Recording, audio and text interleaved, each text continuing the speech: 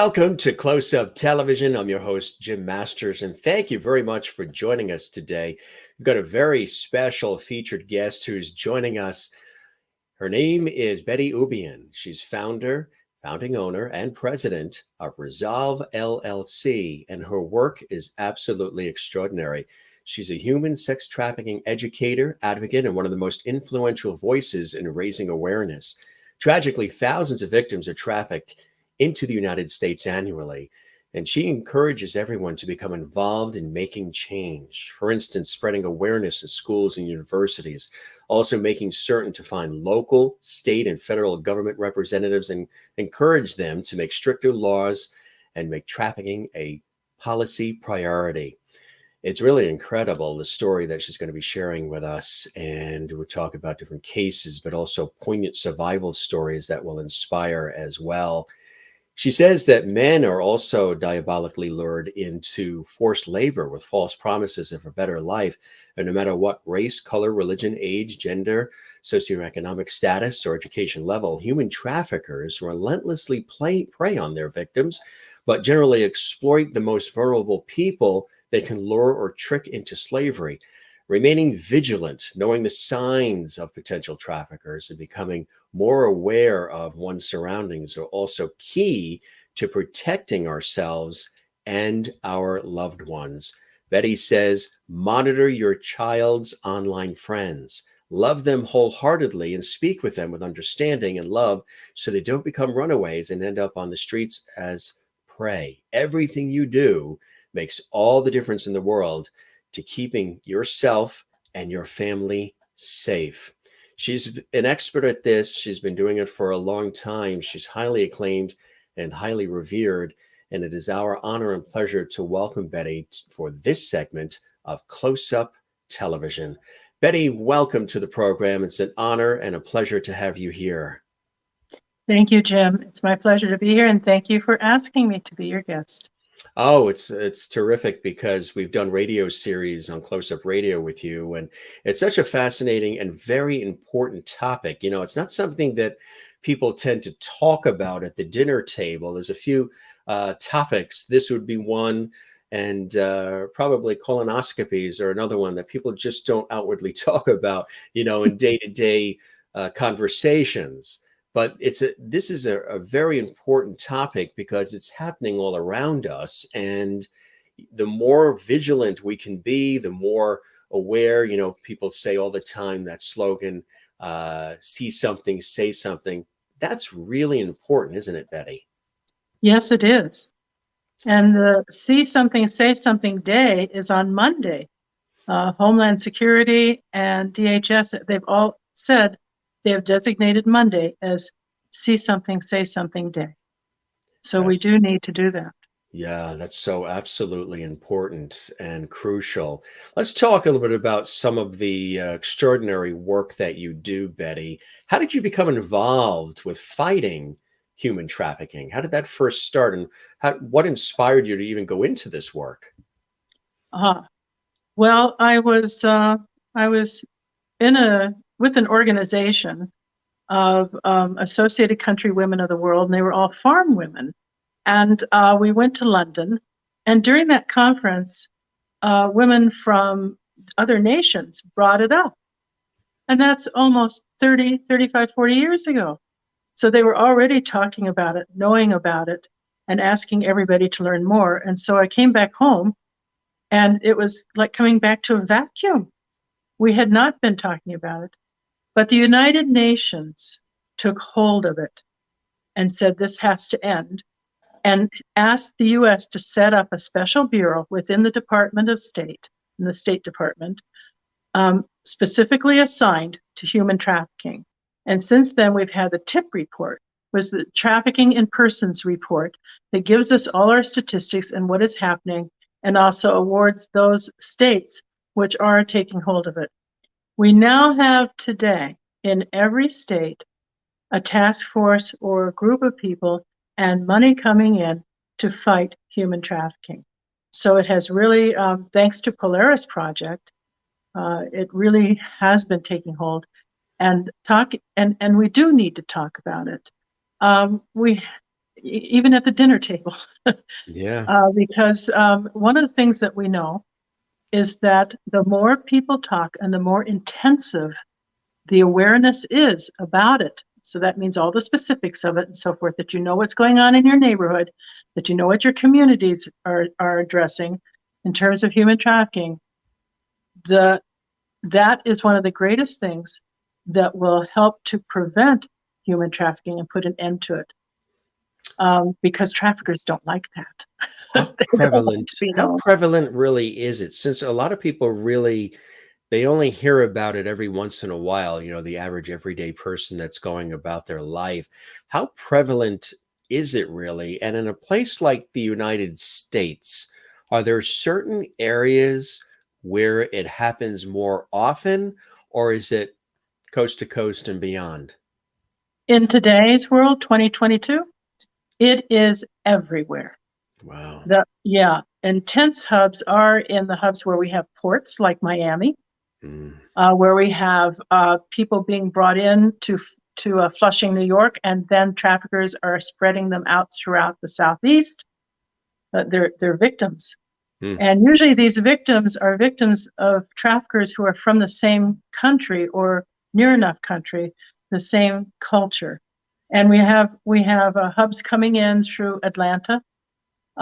So wherever we have a major um, airport or ship port, some port of entry into the US. However, one of the major changes, so everybody does need to know this, is that the changes over the years has been that it is now almost 50-50 domestic, the victims are domestic and other 50 international. They used to be, for the most part, foreign nationals. Now they're American men, boys, girls, and women. And so very little matters. So what is human trafficking? I'm not going to give the definition at this point, but basically it's a business. It is big money. So you have to look at, where is the money going? yeah. We know where it's coming from.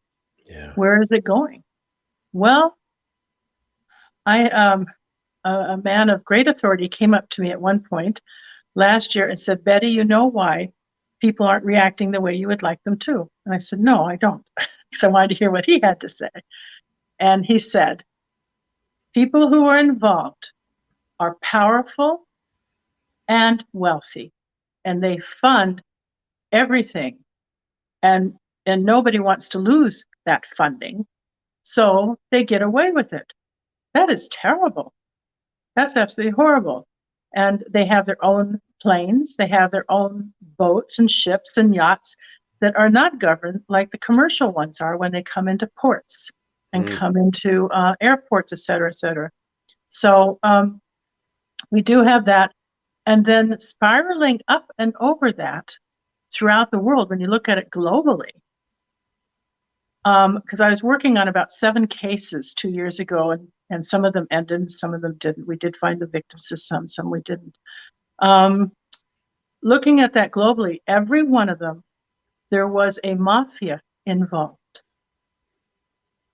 Armenian mafia, Russian mafia, Sicilian mafia, and there are, I think, about 12 other active mafias that are attached to certain countries that are very heavy in human trafficking.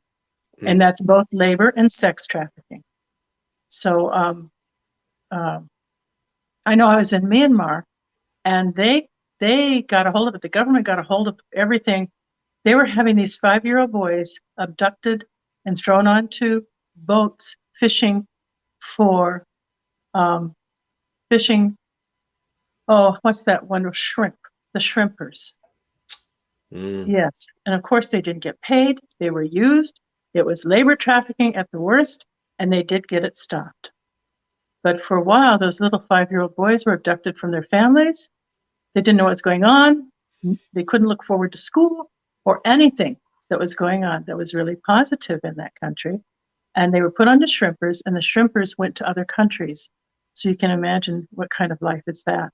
Mm. And so that was stopped.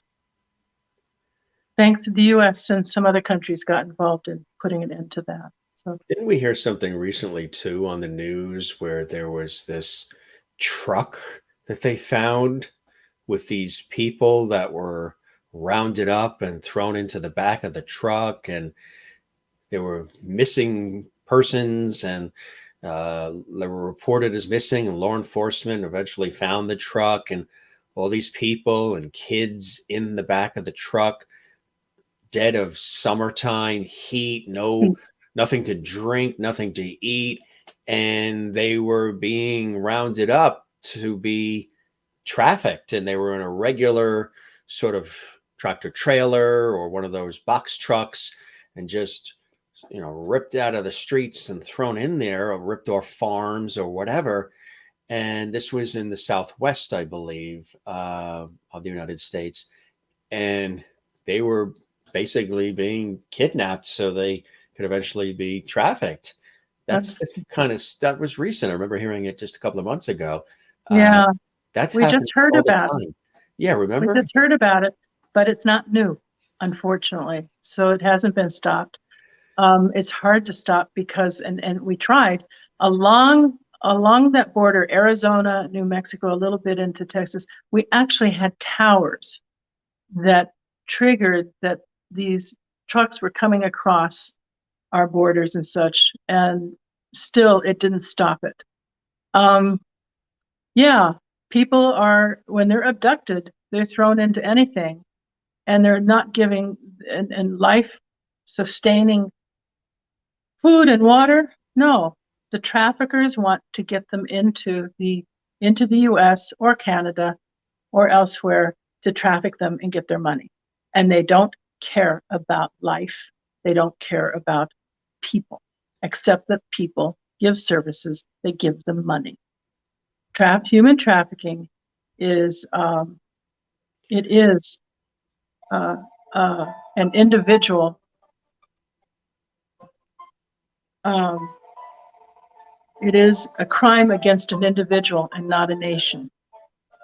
So when I'm sorry somebody about is, that. oh yeah, you're a very busy person. You're in high demand for your Well, expertise. that should stop soon on So the the other phone end of it, rings. in the other room. So, so, Yes. so the viewers really comprehend what we're talking about. When somebody is, in a way, kidnapped in the way that they are, and they're used for human trafficking, what are they used for? Are they sent to camps? Are they forced to farm land? When somebody is taking somebody and they're selling them, what have you, what generally is happening to the people that have been captured? Depends on what where the traffickers are getting their money from. Yes, agriculture is a big thing to clear the land, Yeah, not necessarily to plant the seeds, right. but to clear the land and so forth. And then they're moved from place to place. And we saw that a lot in California earlier on in the vineyards. And, you know, it's from Napa on down to Southern California. And they also are used in quarries. A young girl of 14 was abducted along with her good friend, another 15-year-old girl out of Tennessee. And one was taken down to Texas and the other was taken up to, we found her in Wyoming.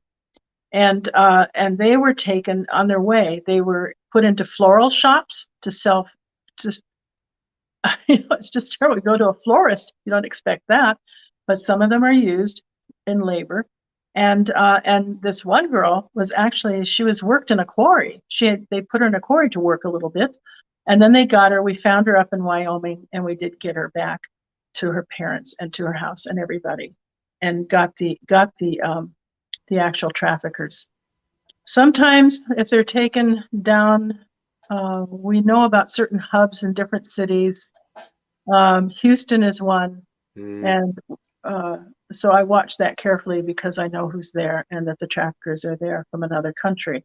yeah. Um, you know, the one thing about all of this, traffickers tend to abduct and take and kidnap people who are primarily from their own culture.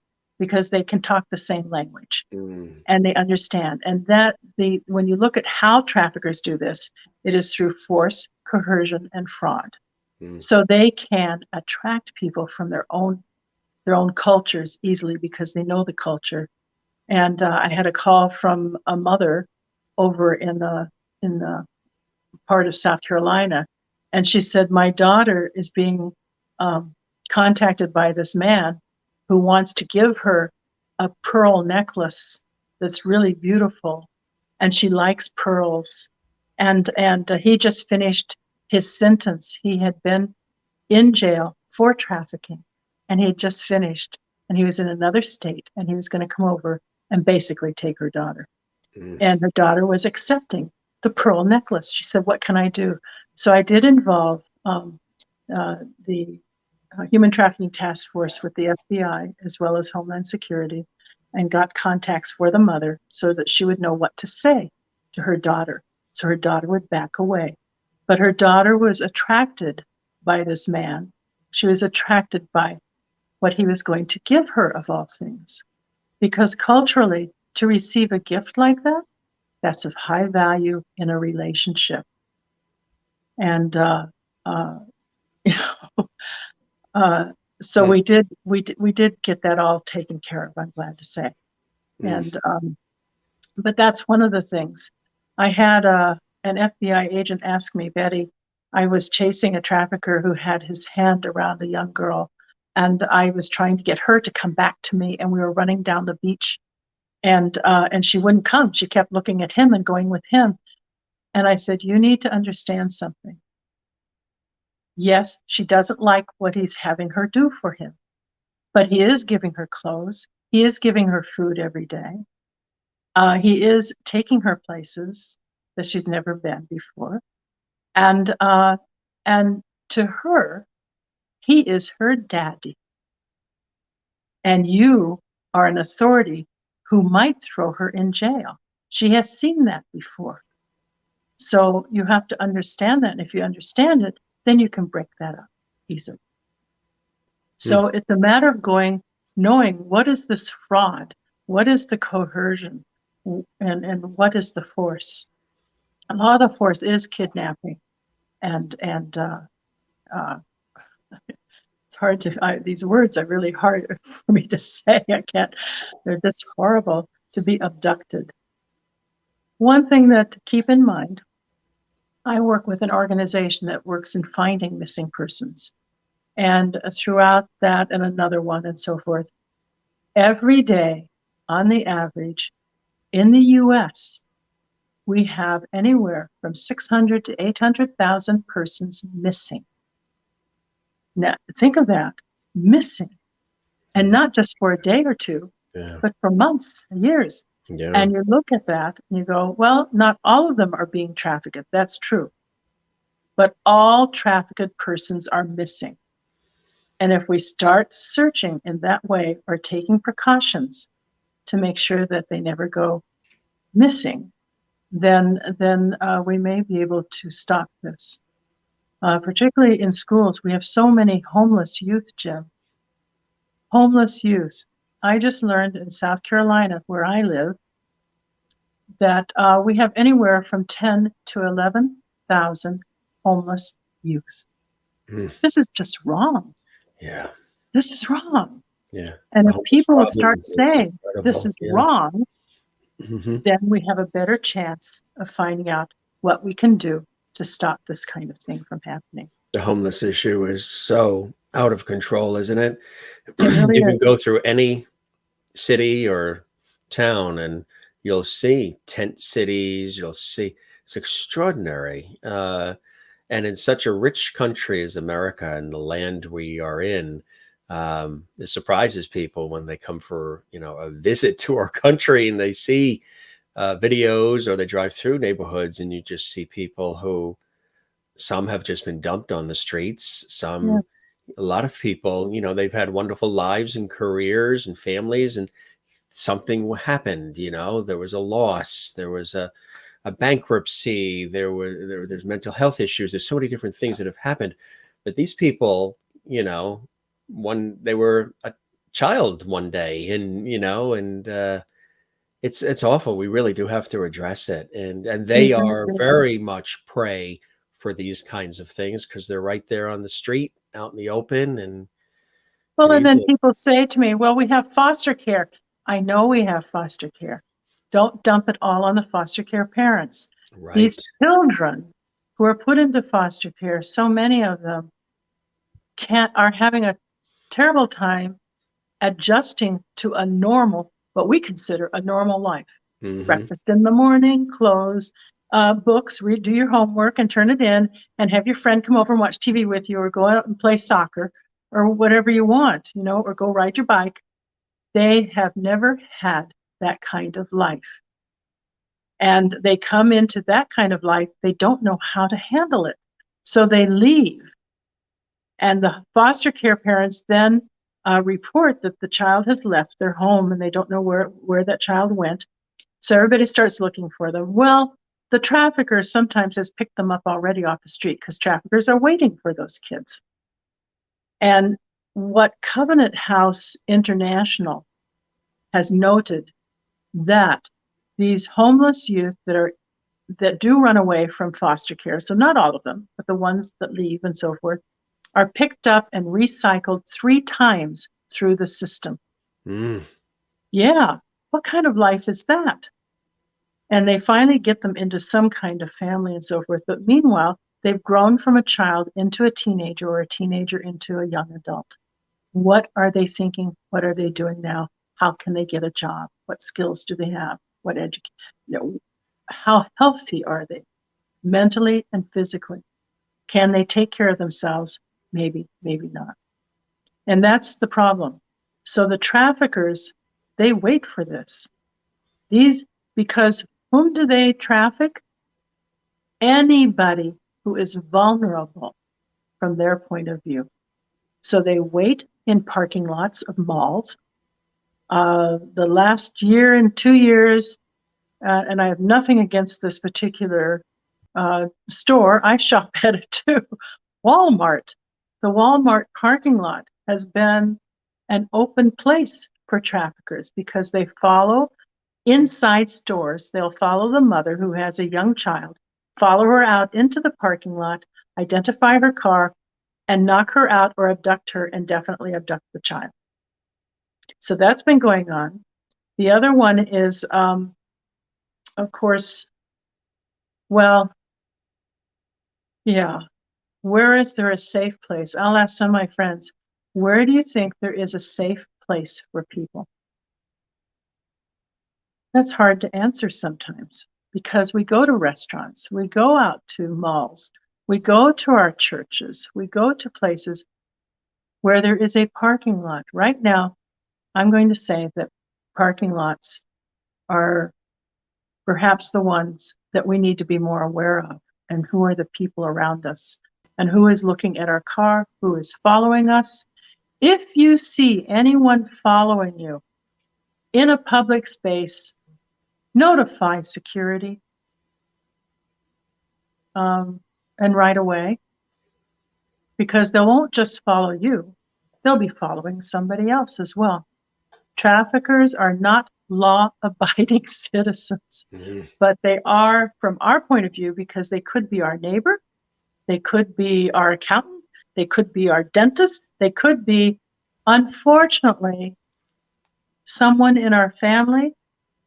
This is horrible, Jim. Someone in our family, or someone, or our neighbor who is close to our family and is over at all the barbecues, et cetera, et cetera. The number one person who takes particularly kids and sells them and enters into human trafficking happens to be a family member. Mm. I know, it's horrible. So we have to start saying, somehow or another, this is wrong. This is wrong, and we need to change it. And you're on the forefront. Who are the traffickers generally? Just like what you said, it could be anybody. It could be, the dentist, the family member, the bakery owner, just everybody. We always think of these Mhm. bandits. Things are always portrayed in film and television and media as these people who live, in a cave or under a bridge abutment or something, but they could be, like you said, anybody. That's why you have to really be extra vigilant. Are there, other than being followed in parking lots or alleys or what have you, are there other warning signs, other triggers that people should look for, keep an eye out for, in addition to the parking lots and or being followed? Oh, what's happening on social media?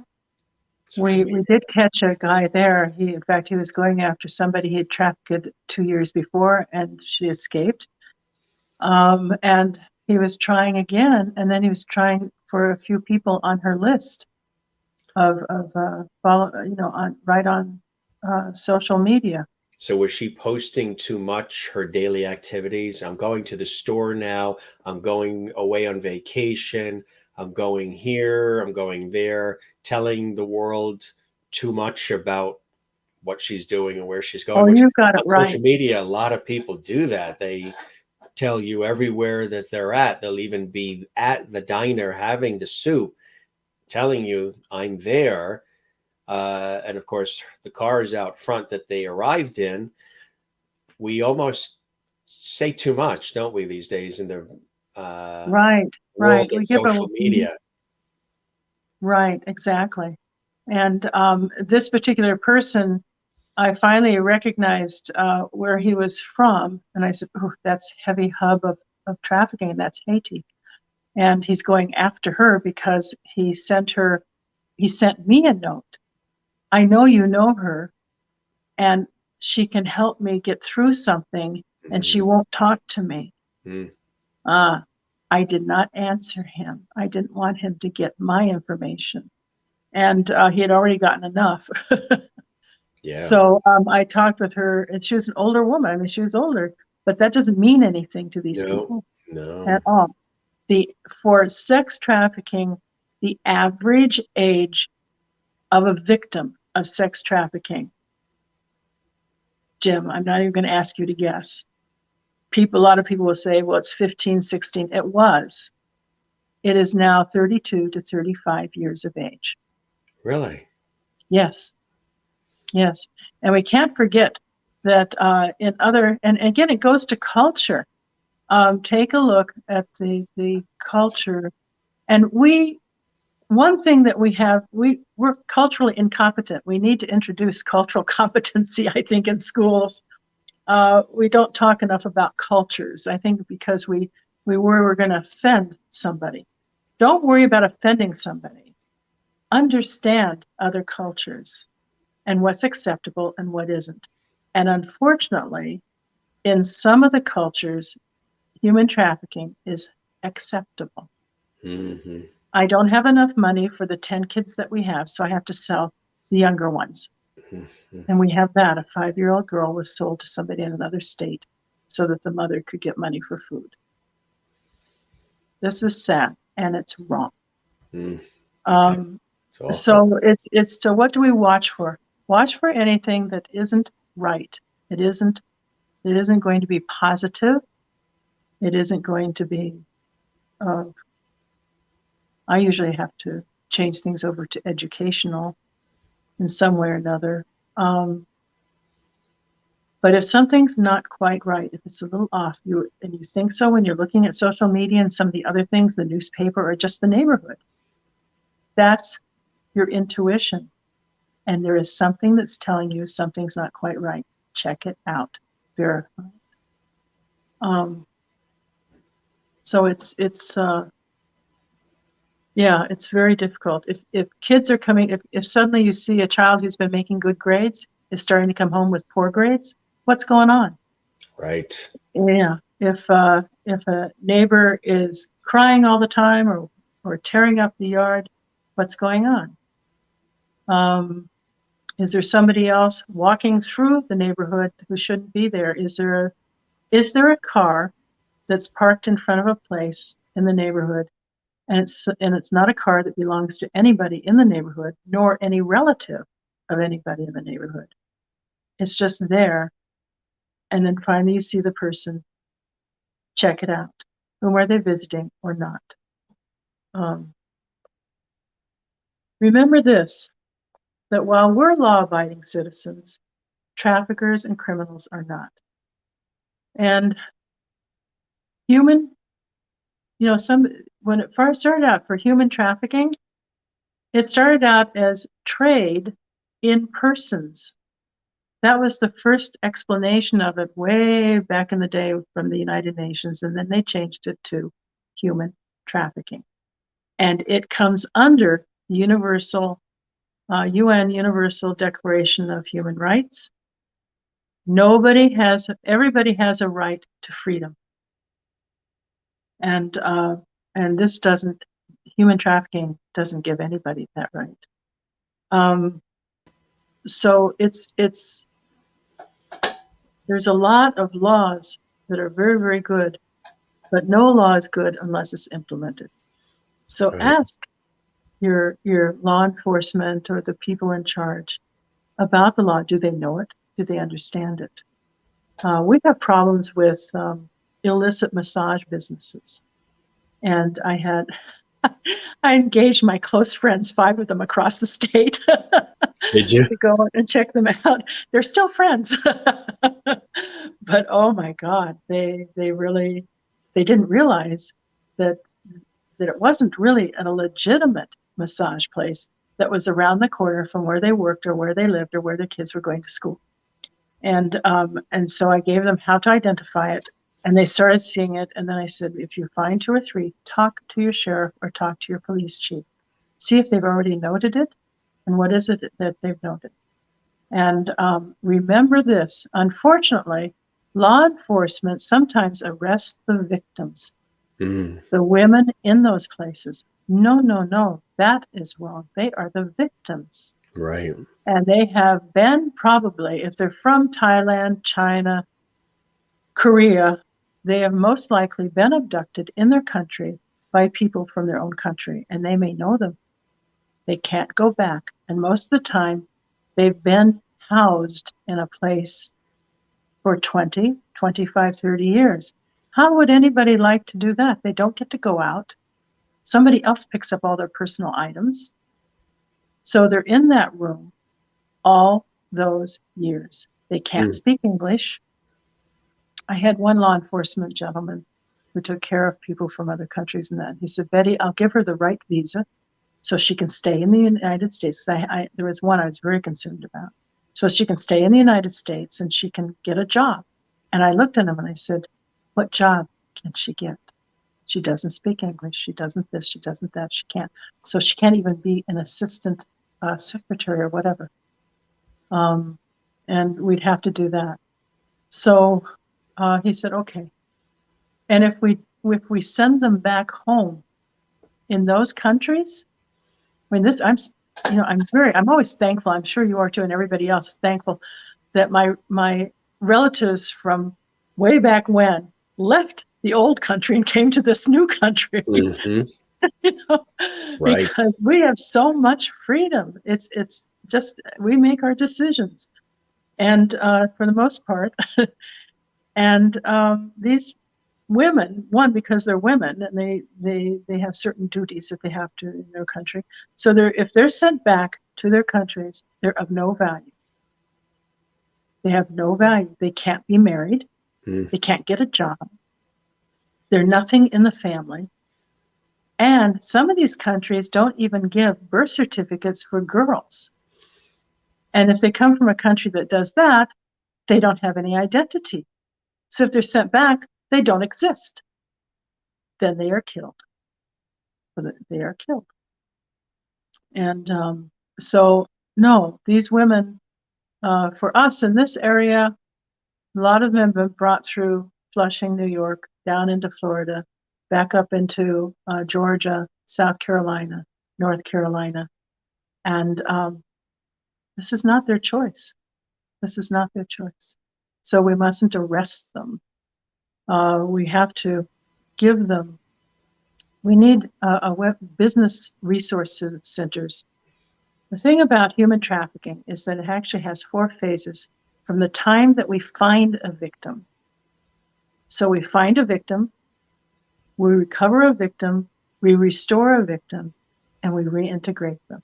So all of those require certain things, and reintegration means to give them something that they can do to earn their own money. Mm-hmm.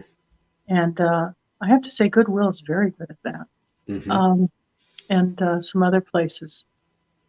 So if you can teach ESL, if you can for them and work with them, that'd be fantastic. But we find them. We don't rescue them. I remember one survivor looked at me and said, "Betty, you don't rescue us. We are not dogs. We're people. Yeah. You find us." Okay. And if Yeah. we find a victim, we'll find the trafficker, as well as the buyer. We need to ask our law enforcement, because they don't do this very often. What about the buyer? Why aren't we arresting the buyer? The laws do cover that. So why aren't we arresting the buyer too?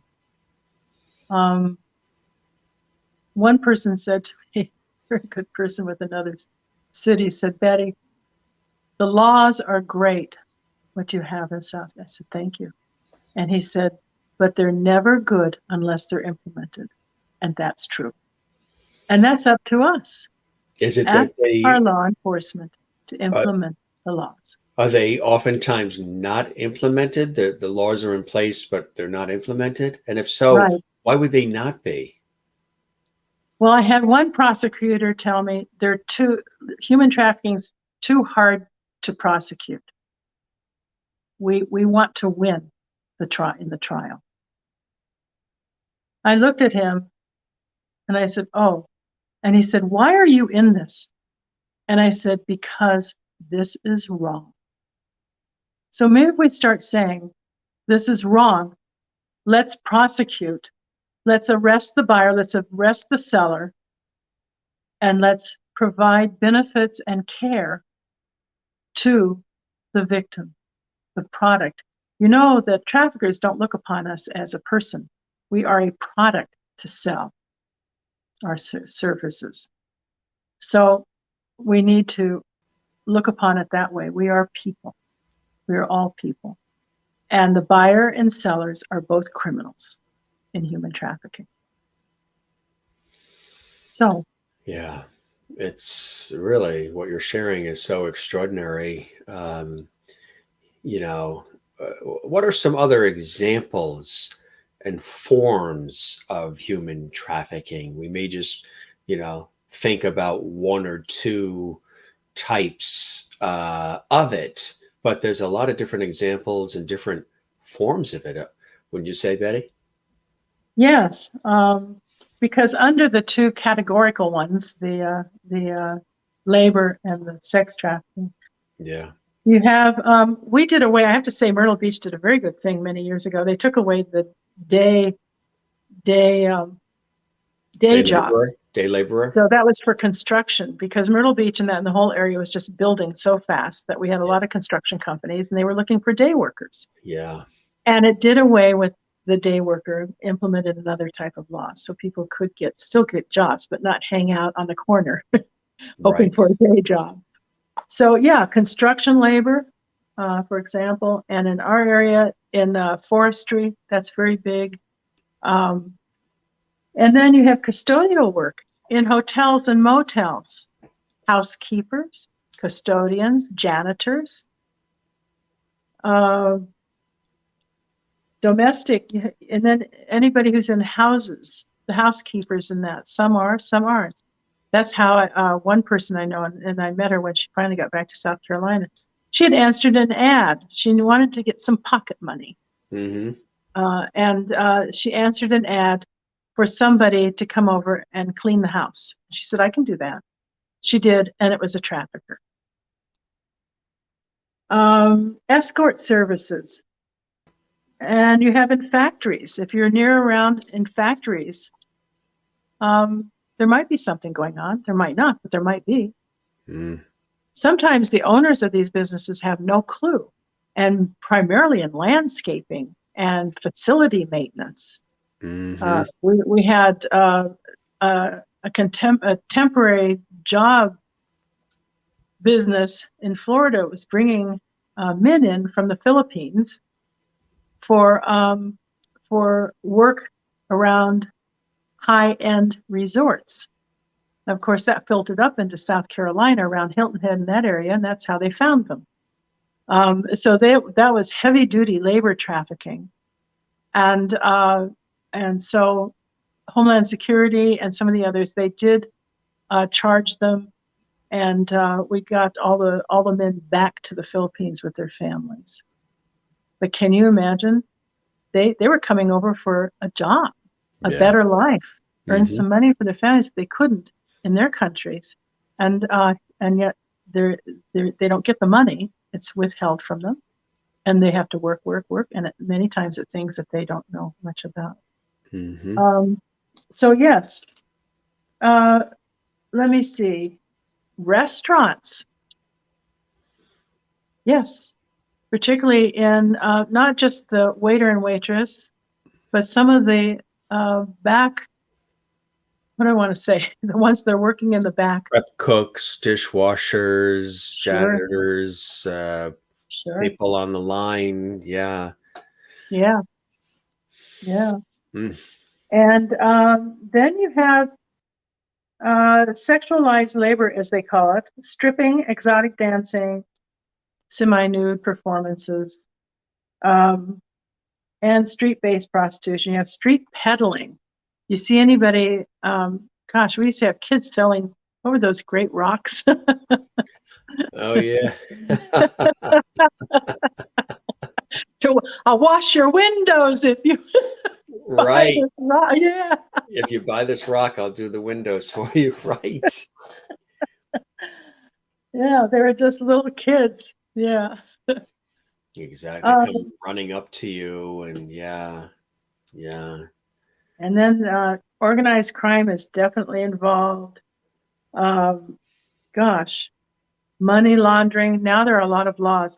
I have to say that between the banks and some of the laws that we have in legislators, that they've become very aware of the money and the turnover of money. So there are lots of laws against money laundering, and the banks watch for fraud, and they'll send you a fraud alert. Somebody's trying to use your thing. I even had, Debit card or your credit card, right? Yeah. and then really weird, um, the bank said, Betty, what these people have used against you is they took your Facebook page profile and they overlaid it on theirs. That's scary. That is scary. That And is when scary. they And I'm do so that, glad that was when caught. they do something like that, what happens? You're Well, now your page is acting as them, like they're having whatever I you, do, they're putting they words in take. your mouth. Yeah. Hmm. And money, money, That's like money, money. identity theft. Mm, Identity theft. right, right. You've had But that happen to you? yes, Mm. How were so you able to fix and correct that? the bank helped, The bank and helped. so did Homeland Security. So you They really went in had to after, get deep in. and Facebook really went after. They have a very good in the back of all. They have a very good division So if you about let them fraud and stuff. know something's awry, how did you learn of it? How did you know they took your profile and put it on theirs? Were you getting strange messages? Were people that were friends of yours on your page telling you they were getting weird messages? How did you know? No, everything sort of appeared normal, except there were discrepancies in certain words that were spelled, and also the money, Yeah, because I asking didn't for spend money. some of the money. That became quite clear. And yes, and then I was asked to go and buy 6 gift cards for $600 each Hmm. to give to. Oh yeah, right. People you never heard of in your life. Yeah. Uh-huh. Yeah, and those traffickers, they had stolen a whole list of emails and names from a friend of mine in another state. Mm, mm. And so we did catch them and get that So taken care of. you've experienced this. How else do traffickers coerce and exploit their victims, Betty?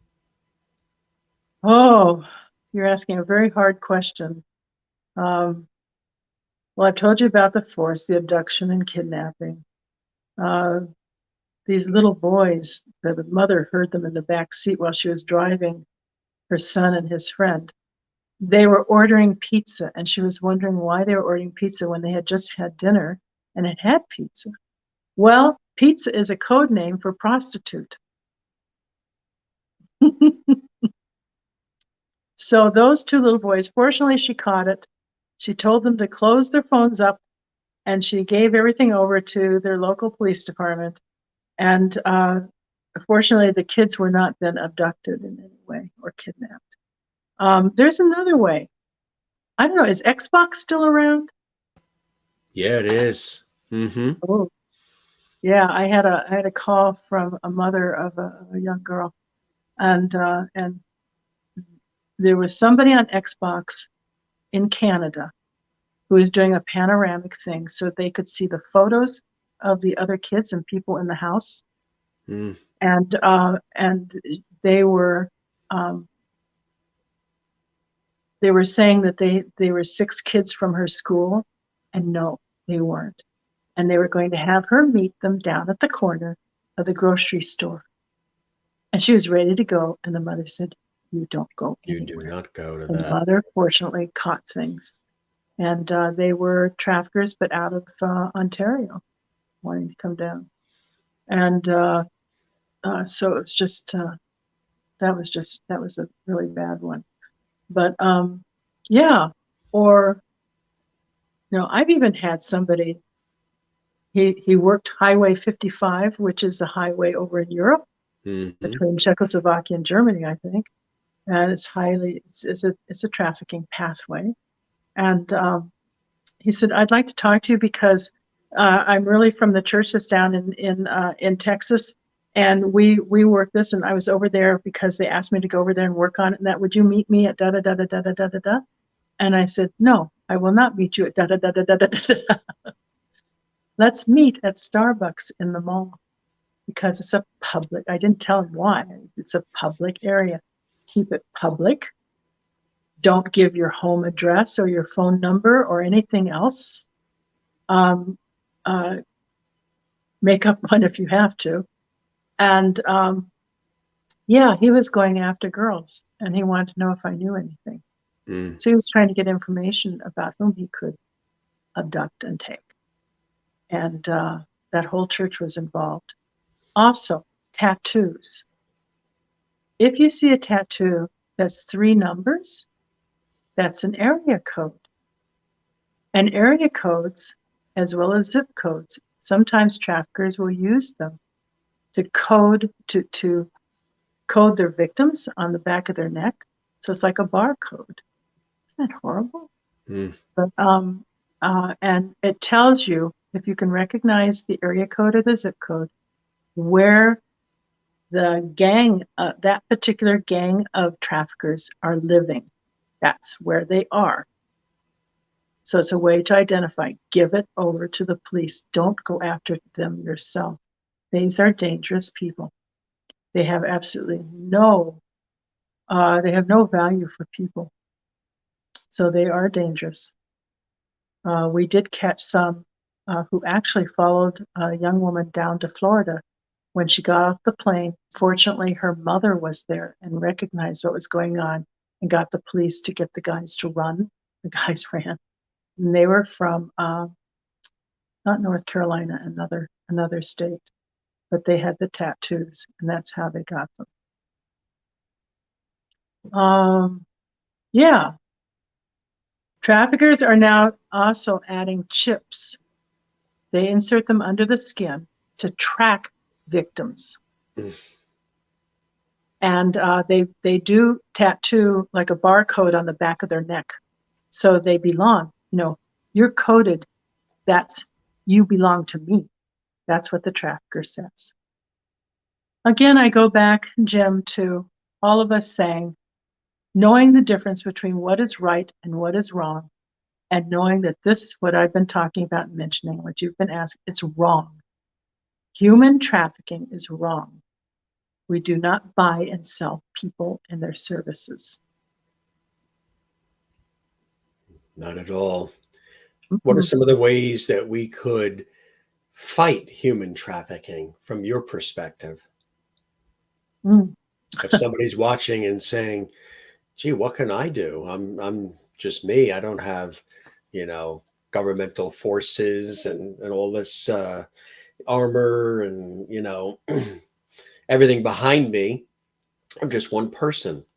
But all it takes is one person. I mean, and then another person and another person, right? Yes, Keeping your really, eyes that open. is. That's all it takes. Talk to the schools about introducing curriculum. There is experienced curriculum, and it comes under one organization which has collected them together.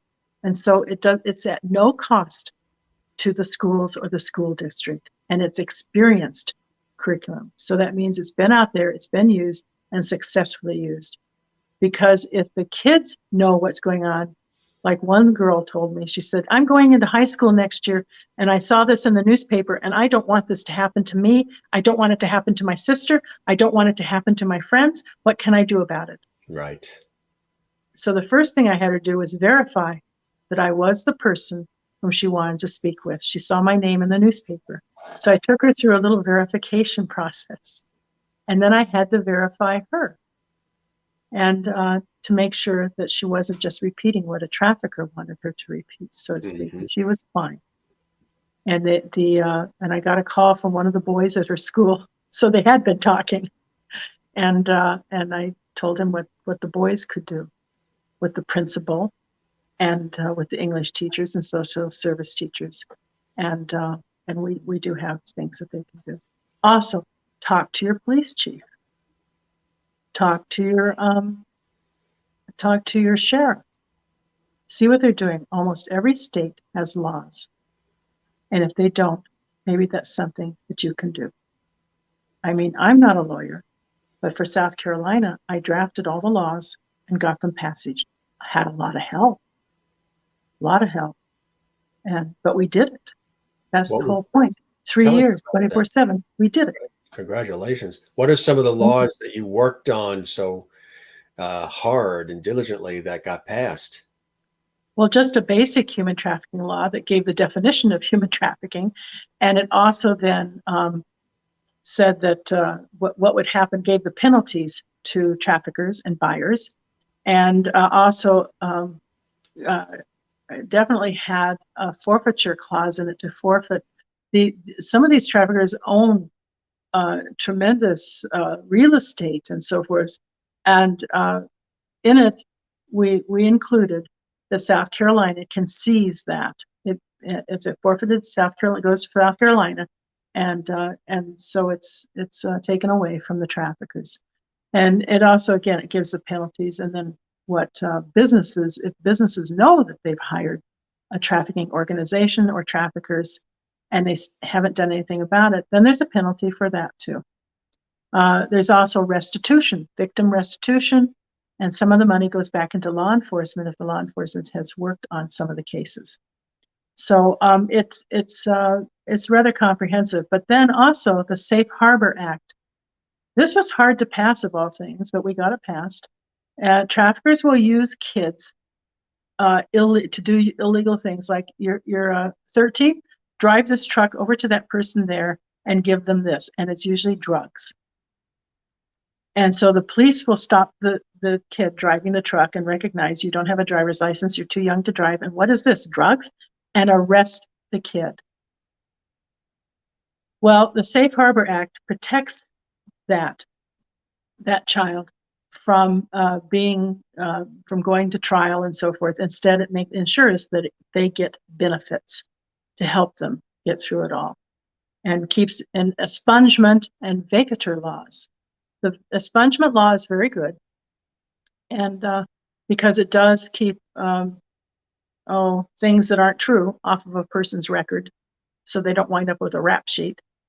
But the vacatur law ensures that it's completely wiped off the person's record, because some of the victim survivors, when they tried to get jobs, the person who was going to hire them saw on a record from the police department or from some law enforcement that they had a felony. Human trafficking is a felony law. And so then they did get hired, and the person didn't know it. Well, when they found out, they said, I was the victim, not the trafficker. And so we had a vacatur law because that takes care of that. Yes. So Polaris Project is the primary organization in the United States to go to learn about the laws, to learn about how to identify traffickers, how to identify buyers, trauma-informed care for victims, and et cetera, et cetera. So that's if you go to Polaris Project, no dash between the two words for the website, but polarisproject.org, you can find out an awful lot about it and understand that these things can happen. Yeah. So it is talking about it, knowing that it's going on in your community. Keep your community safe. Go to the police chief, go to the sheriff, go to the council, whoever, and go to your school principal, etc., and just talk about it. And you can bring in, there are other experts. I'm not the only one. There are now experts. But you're one of the best, that's for sure. We have some photos here that we want to sprinkle into our conversation here on Close Up Television. And maybe as we sprinkle these in, you can sort of narrate a little bit of what we're seeing. Start with this.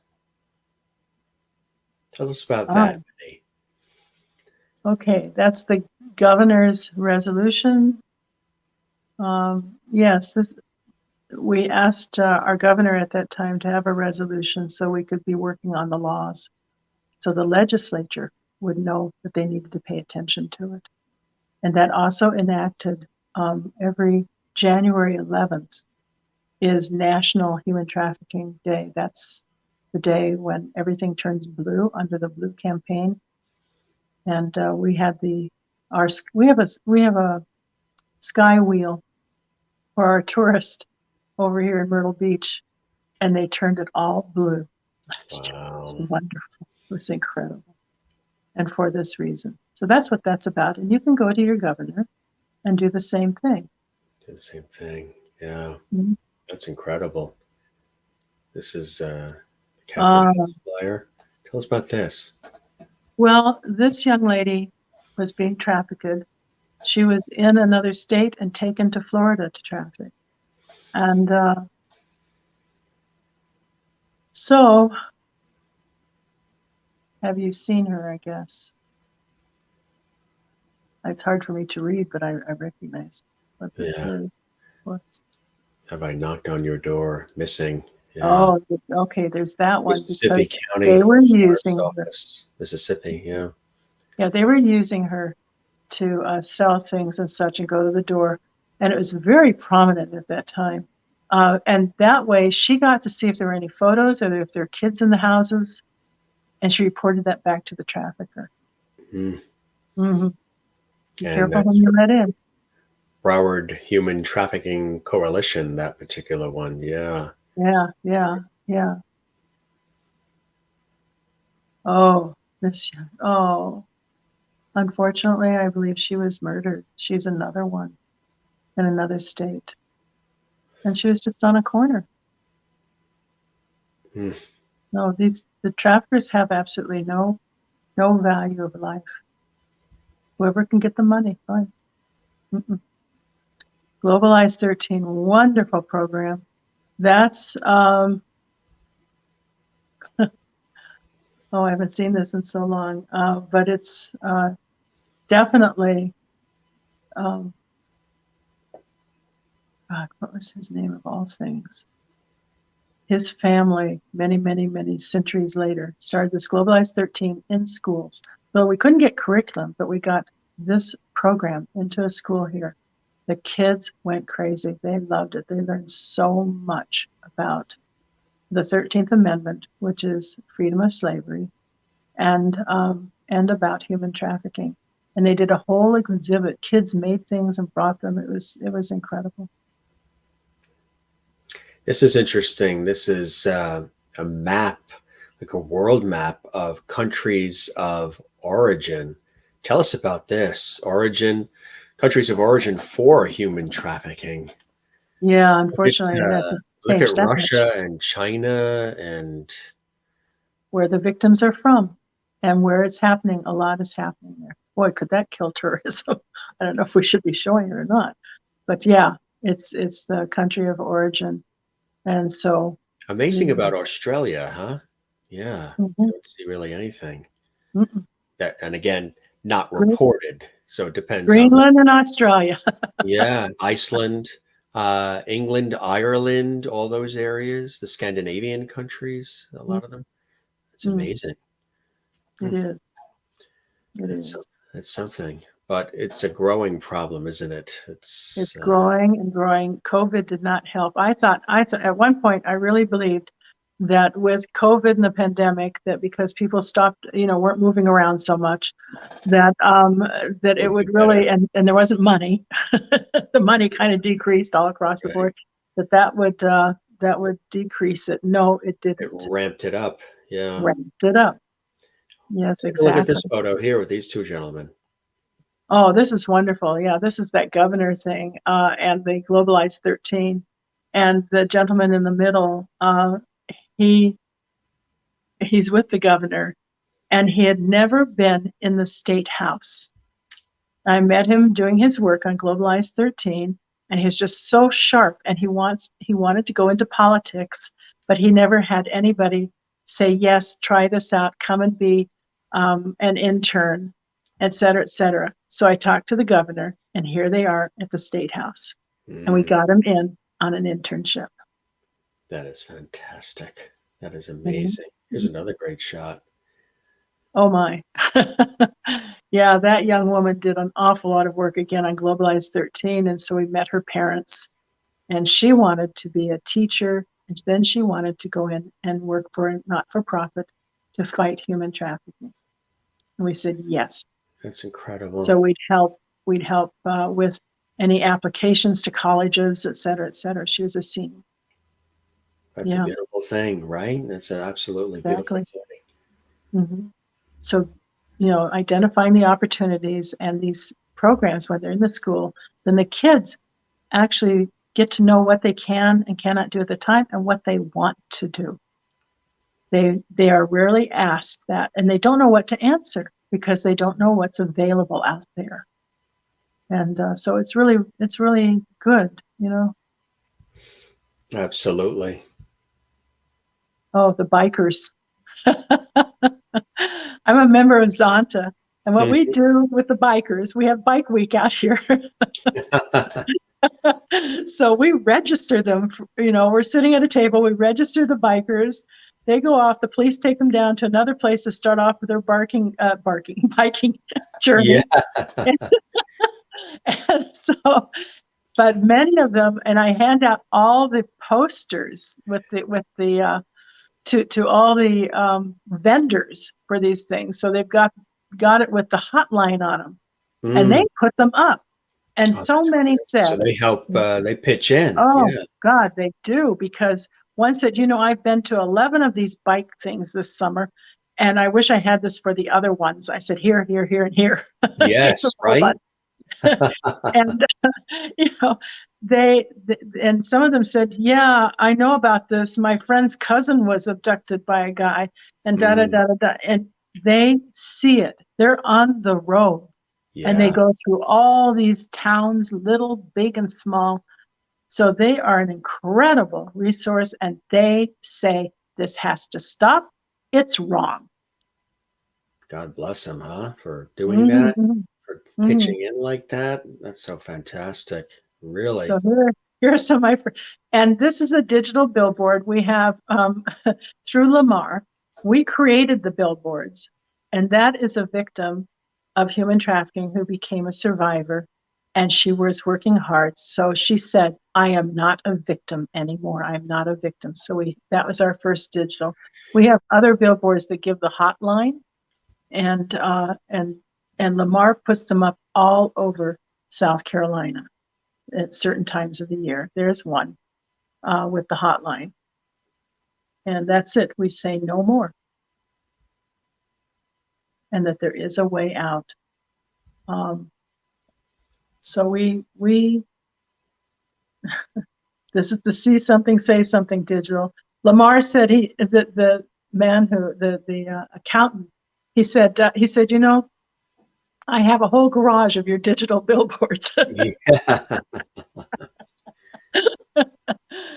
Oh, look at this. Yes, not one more. Stop child abuse. Mm-hmm. And that's it's just when you, and so yeah, we're attempting to ban child marriage, because that child marriage, unfortunately, is legitimate rape. Yeah. That's the way we do it anyway. Okay, Yeah. power packing. We got some students, women students at Coastal Carolina, to pose for this photo, and we say power packing the future. So they'll give empowerment to women and girls, so that women will say, you want to abduct me? Watch out for this bat. I'm going to hit you on your head. Right. Does Zonta mean anything? Zonta means honest. Honest. Yeah, it is a Native American Indian word, and it means honest. So we're asked to be honest, if you're a member of Zonta. Oh, that's perfect. Yeah. That's incredible. It really, So, really is. So, do you have a couple more survivor stories for us that you might be able to share? oh, You probably have many, I know, which is a good thing. The survivor stories is a positive. yes. Positive. And what's nice about it is survivors then tend to help out They with want some to of the participate basics, like starting a business development center for women, to talk with motels and hotels, et cetera, and Kiwanis and Rotary. And some of them are involved elsewhere in the world, and some of them aren't. But it's in our own areas. You know, there's nothing better than a safe community, and my neighborhood is my community. My household is my community, and the surrounding areas of where I live, the schools, everything, the malls. This is all my community, so why not keep it safe? Yeah. And the way that we do that is, of course, talking to the people in authority about it, and making sure that everybody knows, and go out and speak and talk. So. Is it something that you're able to freely speak about too, or is there ever blowback or any of that? I would imagine sometimes it could probably be tough to be out there speaking, lecturing, speaking engagements, doing different things, because it's such a sensitive topic. But at the same time, the people who are doing it don't necessarily want it to end on their behalf. Well, I've never had that kind of thing happen. If they don't want me to talk, they say right away, no. Then I don't have a presentation. But at a presentation, no. What does happen? I've had some death threats, and I had one in particular that it was a detective who was retired, and I knew him when he wasn't retired. He was helping a lot with the human trafficking, so he called me out and said, "I've got something to tell you." And he said, there are some people, and they're going to try to, they're going to take you out, and they'll make it look like an accident. And I just want you to know that. They've done it before, and they'll do it again. That's wrong. It almost did happen, but He had watched. a tip. He had a Yeah. tip. Yeah, really bad one. So I went and told the FBI agent in our area, and some other people. I just told them. And I have a mentor and he's a retired FBI agent, and he also works on terrorism and counterterrorism. And by the way, human trafficking in 2009, the State Department declared it as a matter of national security. And I think that's something we really need to keep in mind, because if they declare it as a matter of national security, then it's a matter of our community security. Mm-hmm. And so in any case, I called him and I told him. He said, well, I have a question for you. I said, okay. He said, do you think you're being effective? I said, I guess I cut somebody's money off. Right. Yeah. There's something I did that took money away from somebody who didn't like having the money taken away. Right. So, but fortunately, I have a very good car, and the steering wheel turns very nicely. And so the thing that drove right out in front of me, and if I had hit it, I wouldn't be here right now. And I already know that. But it was at night, and no lights on the highway road. All the lights were out in that particular area where I'm coming down. Oh boy. And that thing pulled out in front of me, and it was a truck, and it was pulling something behind it, and it just slowed down and right out in front of me, and I just did a whip turn. So you never know, but have to be aware. Always be aware. I'm going to throw out a phrase that's very good. People can look it up, but it is situational awareness. That is probably the best skill that anybody can have. When you walk into a party, when you walk into your school, when you walk into your place of work, or even your home and your neighborhood, look around. What is going on? Is everything normal? Are the people there whom you know? Are anything out of place that shouldn't be there? Situational awareness. Some people, it's funny because I have a friend who said, Betty, when you walk into a room, you scan the room. I was watching your eyes. I said, oh, that's an automatic thing. That's something that's just normal. Doesn't everybody do it? No, not everybody does it, but they should maybe. Yes, situational awareness. Yeah. Will help an awful lot. And then just saying, human trafficking, all these things, they're wrong, just wrong. We don't buy and sell. That's not the way.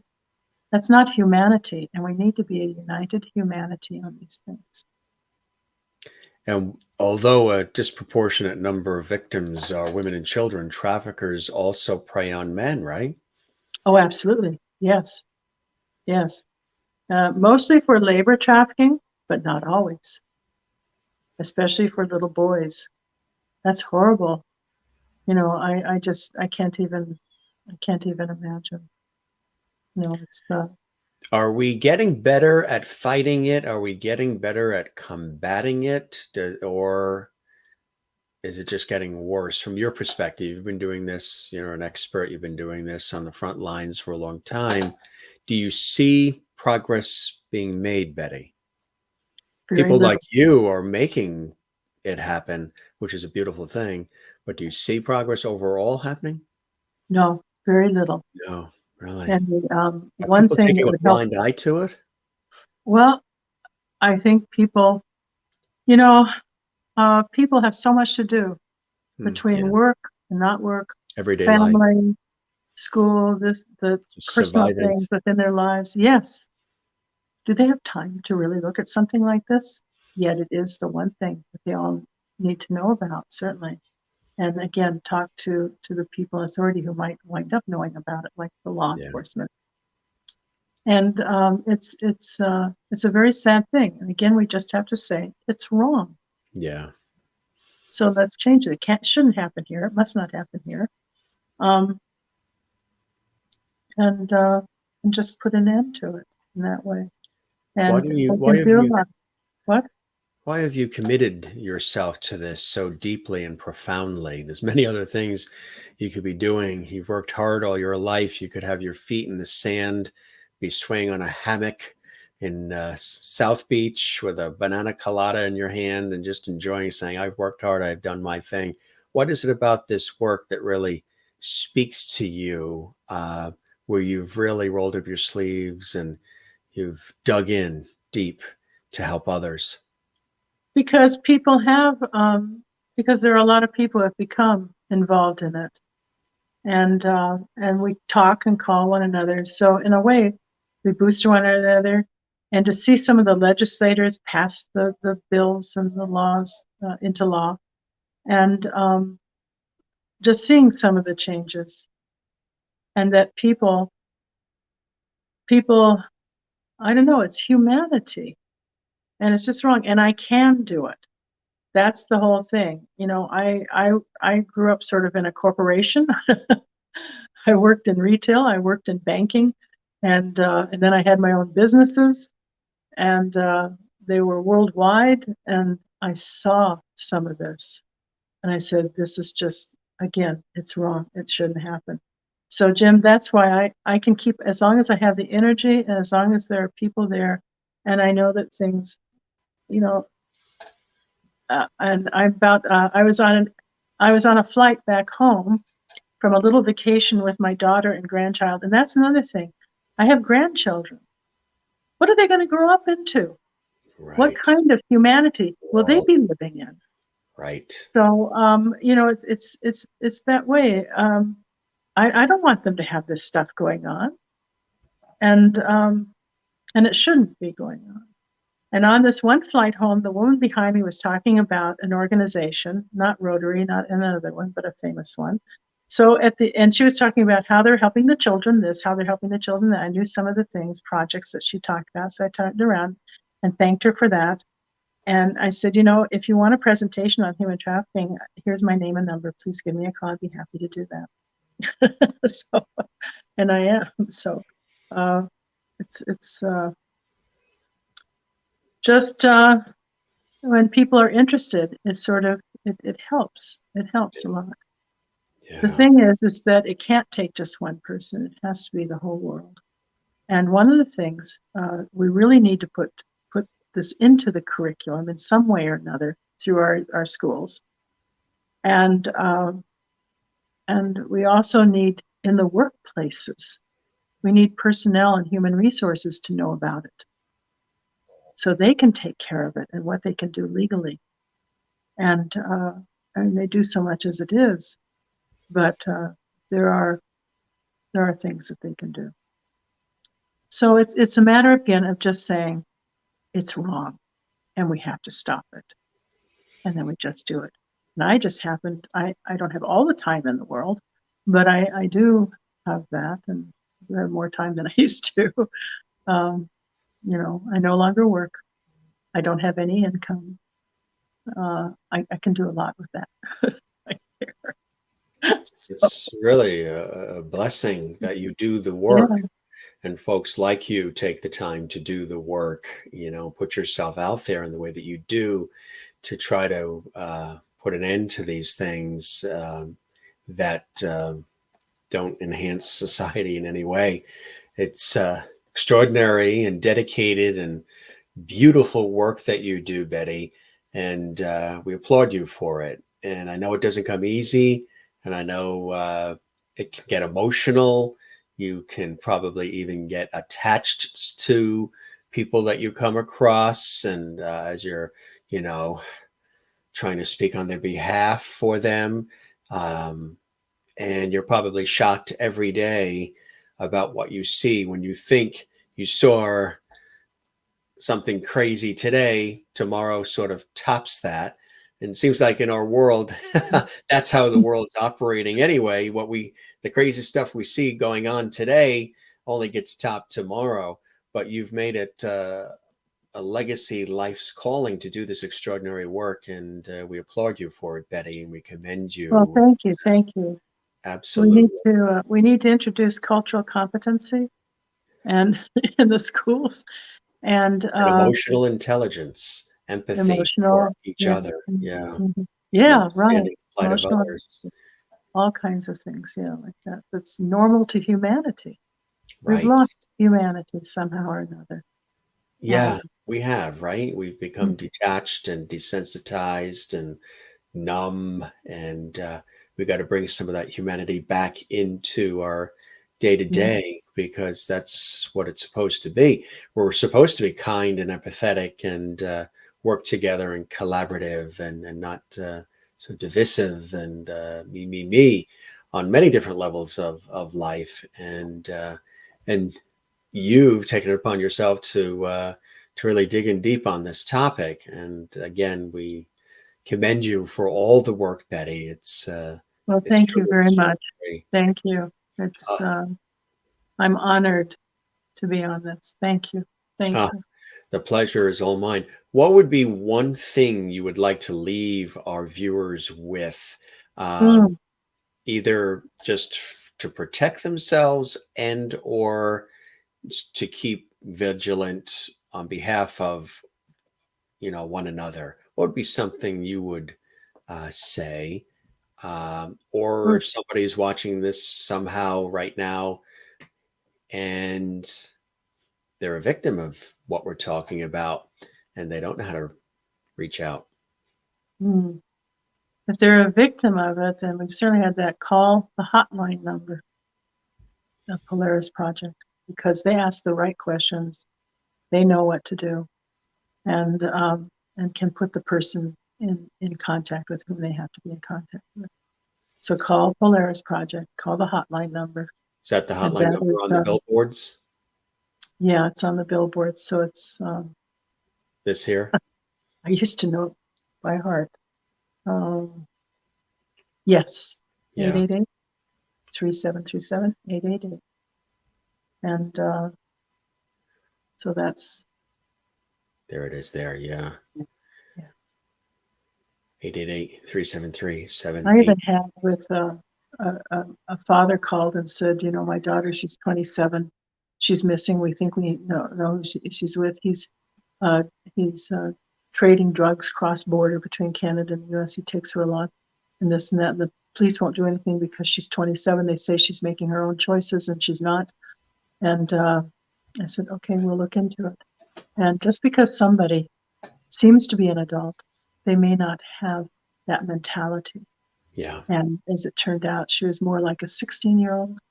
And again, he was attracting her with Mhm. her dreams. And one trafficker said, when um, he was asked, why do women come to you? Why do they accept what you say and go with you? He said, I give them their dreams. Mm. That's sad, Yeah, because that's not a dream. I don't think what he was offering was any dream anybody would want, not but at all. apparently it's something. So we don't have runaway kids. We don't have runaway people. As one law enforcement who is in charge of Amber Alert, I said, I hope you don't look upon it like that. She said, no, we know that they are going from a place to a place. And that's the whole idea. There's something going on in the household that's pushing them out. And they're going to someplace. Well, to someplace, they become vulnerable. And traffickers like vulnerable people because they're easy to capture, and to keep. So I don't know. Be vigilant. I think that's very good what you said. Yes, be vigilant. Know what's going on. Know your neighbor. If you have kids, know whom they're going around with, and know the parents. Get to know the parents of those kids or whoever is over their household. Know where they're going. At work, the same thing. Get to know your colleagues, and they are colleagues. In some cases, they're your clients. Get to know them, know what's going on, and yeah, and just keep saying human trafficking is wrong, and we're going to put a stop to it. From your mouth to God's ears, absolutely. Oh, Betty, thank you. thank you Thank so you. much for joining us here on Close Up Television and Radio, and this episode of Close Up Television. Honor and a pleasure to speak with you, and we send good wishes for continued blessings and joy in your life, and thank you for all the hard work and everything that you're doing to try to make our world a better place. It was really an honor to get a chance to learn more about this, the importance of the work you're doing, and your expression of empathy towards others is admirable. So Thanks for being my guest on this episode of Close Up Television. It was And thank you. eye-opening, inspiring, and a true pleasure, Betty. And the same to you, Jim. Everything you said goes right around to you too. I thank you very Thank you. much, and continued success and all of your hard work. It's incredible what you're doing, Betty. Thank you for joining us. Thank you. You be well. A very special guest, Betty Houbion, joining us here on the show, founder and founding owner and president of ReZolve LLC, doing extraordinary work, folks. There's her LinkedIn as well. We also showed you numbers that you can call. It's extraordinary when you come across the opportunity to meet people. Like we always say here at Close Up Television, we love featuring people who are doing incredible things to make our world a better place. And Betty Houbion is certainly doing that and has been doing it for a long time. She's made this truly her life's calling. As I said, she could be doing many other things. And she has in her career and her life. She just listed off some of the things, working in corporate and so much more. But she's made this her life's calling to try to put an end to human trafficking. And she's done it in an effective way where she got laws passed, drafted and passed, which is extraordinary. And she's had an opportunity to make a credible, deep, long-lasting, positive difference, which just helps all of us in the long run. So this is a sensitive topic, of course, but one that needs to be expressed and discussed and learn. And one of the key things that Betty said is to be keep your eyes and ears open and be vigilant, see something, say something. And, that's what makes the community work, because it takes a village, as we say. So again, this was really an extraordinary episode of Close Up Television, and we appreciate you watching and joining us. For the entire team, I am your host, Jim Masters, thanking you for your time this time. Till next time.